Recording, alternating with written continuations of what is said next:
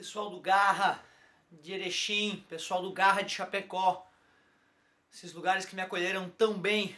Terceiro ano que eu estou com vocês, muito feliz, que sejam muitos anos. Meus caros, na nossa revisão de termologia, não falamos sobre termodinâmica adequadamente, então vamos lá, bem rapidinho, para a galera que vai fazer os vestibulares agora no meio do ano, de repente a gente dá uma dentro aí na matéria, meus queridos. Termodinâmica. Nós vamos aprisionar um gás em um cilindro com êmbolo móvel que nem o da seringa. Ali está o gás. Quando nós jogamos uma certa quantidade de calor para esse gás, as moléculas acabam se agitando e empurram o êmbolo para cima. Assim o gás se expande e ao se expandir o gás realiza trabalho. Porém, se a gente mede quanto calor jogamos para o gás e qual trabalho ele devolveu, percebemos que alguma quantidade bem considerável de energia aparentemente desapareceu. Por exemplo, 1000 joules jogamos para o gás. 200 joules ele me retorna. Onde estão meus 800 joules? No começo não entendíamos para onde tinha ido essa energia, mas colocamos a culpa no gás. Esta energia variou a energia interna do gás. Esta variação da energia interna do gás a gente representa por ΔU. Delta de variação final menos inicial e U é a energia interna do gás. No caso de gás monoatômico, essa energia interna é a soma das energias cinéticas de todas as moléculas. O que é a energia interna de um gás, então? Se o gás é monoatômico, que é geralmente o caso trabalhado, então é a soma da energia cinética de todas as moléculas. Para calcular a energia interna do gás, a gente usa a expressão 3 meios de nRT. N, número de mols, T, temperatura em Kelvin. Certo, meus queridos? Bom, pela conservação da energia, vê se vocês concordam comigo. A quantidade de calor que eu joguei para o gás, no que ela se transformou? Numa parte ela fez o gás se expandir, realizando o trabalho, que é o que eu desejo numa máquina. E outra parte fez variar a energia interna do gás. Isto é o que a gente chama de primeira lei da termodinâmica. Primeira lei da termodinâmica. Poderíamos expressar essa lei de outras formas, né? O trabalho é a diferença entre o calor e a variação de energia interna, ou a variação de energia interna é a diferença entre o calor e o trabalho. Eu acho esta forma elegante. Bom, quando estamos trabalhando com uma máquina térmica, por exemplo, no caso de um motor, esse motor ele tem que funcionar entre uma fonte de energia que a gente chama de fonte quente, da onde a energia vem, e uma outra fonte chamada de fonte fria, para onde a energia não aproveitada tem que ser jogada fora. O calor vem da fonte quente, calor da fonte quente, e esse calor vai ser jogado para a fonte fria, mas só o excesso. Porque lembram do meu exemplo, 1000 joules foram jogados para o gás na forma de calor. Eu aproveito, por exemplo, 200, que seria então o trabalho. E os 800 que ficaram aprisionados no gás, eu vou ter que jogar fora para a fonte fria para completar o ciclo da máquina e voltar a repetir o ciclo. Então o excesso de calor não aproveitado vai para a fonte fria. Então uma das formas de calcular esse trabalho é pegar o calor da fonte quente, quanto eu recebi de energia, e subtrair o calor da fonte fria, o quanto eu joguei fora. Certo, meus queridos? Bom, outra coisa que se pergunta muito, qual é o rendimento desta máquina térmica? Para calcular o rendimento, vou usar a letra grega ni para representar o rendimento, a gente pode pensar em lucro sobre investimento. O lucro que eu espero de um motor é o trabalho que ele realiza, e o investimento que eu fiz para ele funcionar é o calor ou o calor recebido da fonte quente. Certo? Bom, nem sempre a gente usa essa letrinha Q para lembrar que é calor da fonte quente. Fica subentendido, então, se a gente não usa o Qzinho, que é o calor da fonte quente. Mas como o trabalho pode ser escrito como Q menos QF, eu também tenho uma outra forma de calcular o rendimento. Outra forma de calcular o rendimento seria Q dividido por Q1, que é F dividido por Q. Então este é uma outra maneira de calcular o rendimento. Se bem que eu acho mais prático simplesmente comparar, né, o trabalho que a máquina produziu com o calor investido nela. Porém, na ânsia de fazer as máquinas cada vez renderem mais, aproveitarem melhor a energia recebida da fonte quente, ou seja, né, o sonho seria não jogar nada de energia fora, transformar todo o calor em trabalho. Mas, por mais que os engenheiros se esforçassem, as máquinas melhoravam lentamente de rendimento, até que um sujeito de sobrenome Sadi Carnot, um francês, escreveu um livro chamado Filosofia sobre a Potência Motriz do Fogo. E lá ele cria uma máquina ideal que obedece um ciclo que hoje a gente chama de ciclo de Carnot, e hoje nós sabemos que essa máquina é a máquina que teria o melhor rendimento possível entre duas fontes.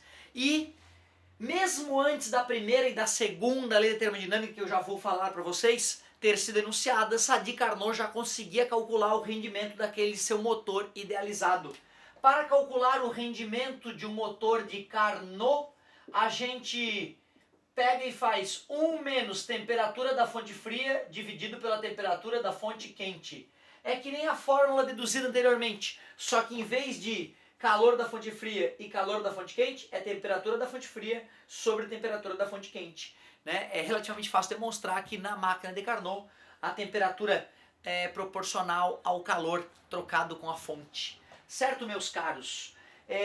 Para saber se o motor pode ou não pode existir, como assim? Vai que um louco chega aí e fala, inventei um motor que tem rendimento de 90%. Motor termodinâmico, motor que funciona com um gás se expandindo, pode ser uma turbina de avião, por exemplo.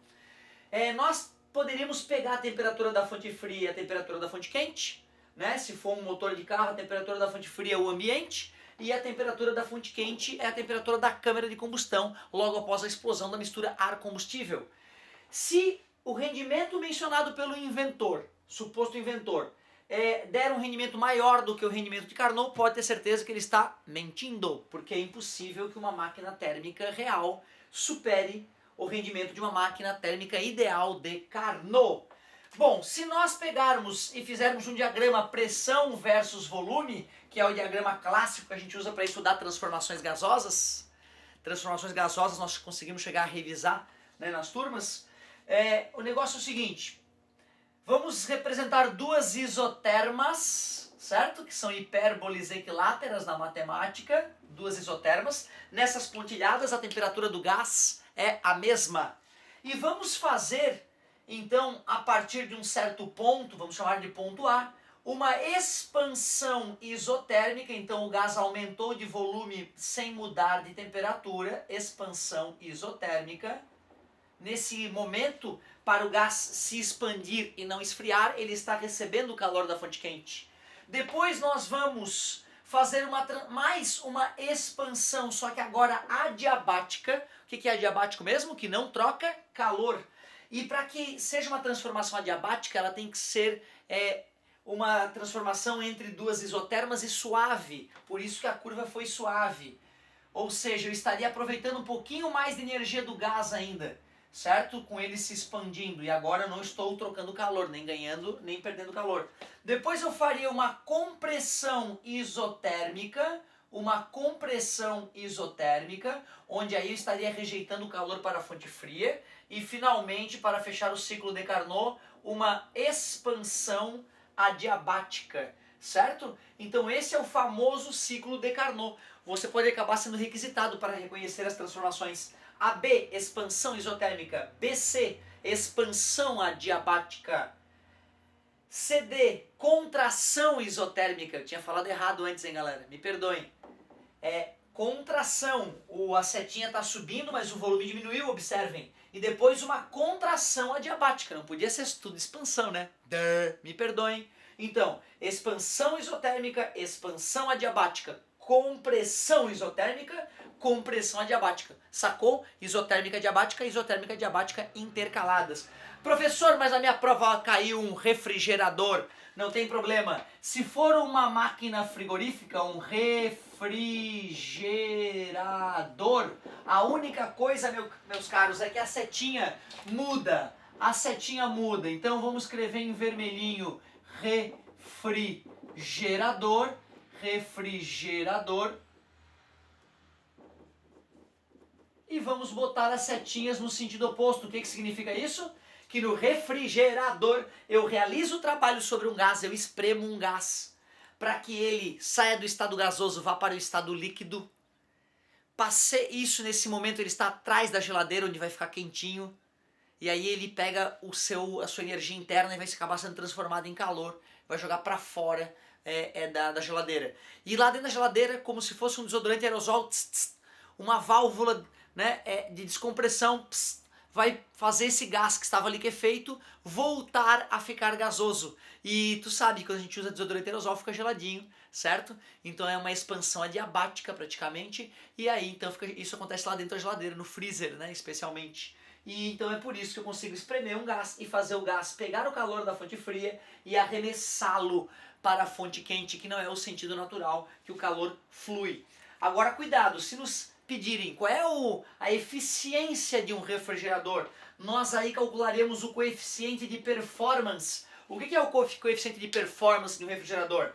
É a comparação entre o trabalho que ele recebeu e a energia retirada da fonte fria, que é o meu objetivo. Pensando mais uma vez em lucro sobre investimento, o lucro que eu espero de um refrigerador é que ele retire calor da fonte fria. E o investimento que eu fiz para que ele funcionasse é o trabalho. Então, lucro sobre investimento. Agora, tomem cuidado.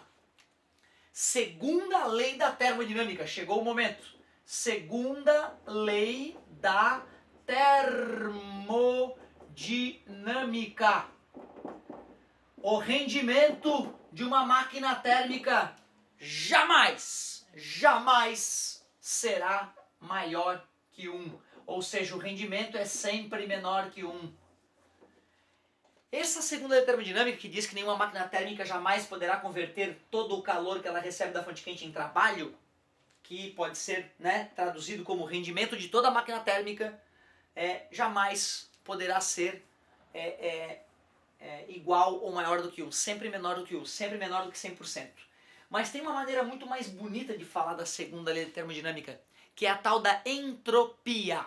Entropia é uma grandeza física que mede o grau de desordem energética de um sistema.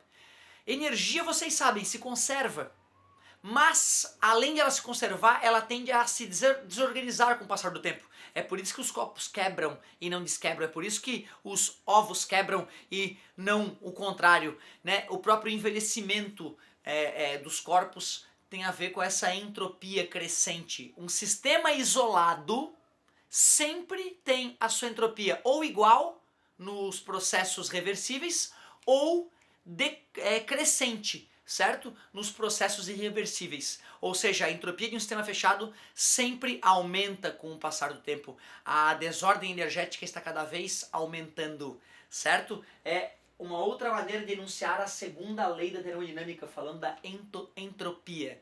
Certo, meus amigos? Então foi umas dicas rápidas de termodinâmica. Últimas dicas. Se eu quiser calcular o trabalho realizado por um gás, é pegar a pressão do gás e multiplicar pela variação do volume dele, mas isso é só se a pressão for constante. Se a pressão do gás não for constante, nós teríamos que calcular a área embaixo do gráfico. Eu teria que pegar o gráfico pressão versus volume e calcular toda a área embaixo do gráfico. Se foi expansão, o trabalho é positivo. Se foi uma contração, volume diminuindo, trabalho negativo. No caso de uma transformação cíclica, o trabalho é a área de dentro do gráfico. Beleza, galerinha? Espero que vocês tenham bastante sorte na prova e que possam mostrar sua competência, né? Que isso eu sei que vocês têm de sobra. E para isso vocês têm que estar calmos. Eu jamais me esqueceria de vocês. Um beijão, meus queridos. Tranquilidade na prova, hein? E até a próxima!